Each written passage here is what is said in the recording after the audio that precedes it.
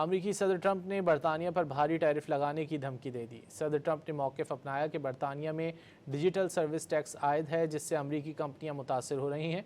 Europe में बहुत से मुल्कों ने डिजिटल सर्विसेज की फ़रोख्त पर टैक्स की छूट दे दी है।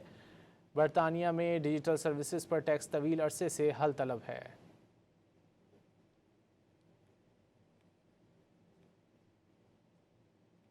अमरीकी सदर ट्रंप ने बरतानिया पर भारी टैरिफ लगाने की धमकी दे दी। सदर ट्रंप ने मौक़िफ़ अपनाया कि बरतानिया में डिजिटल सर्विस टैक्स आयद है, जिससे अमरीकी कंपनियां मुतासर हो रही हैं। यूरोप में बहुत से मुल्कों ने डिजिटल सर्विसेज की फ़रोख्त पर टैक्स की छूट दे दी है। बरतानिया में डिजिटल सर्विसेज पर टैक्स तवील अरसे से हल तलब है।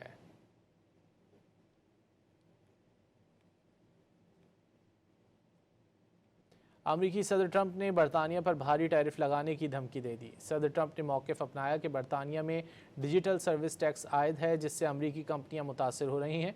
यूरोप में बहुत से मुल्कों ने डिजिटल सर्विसेज की फ़रोख्त पर टैक्स की छूट दे दी है। बरतानिया में डिजिटल सर्विसेज पर टैक्स तवील अरसे से हल तलब है।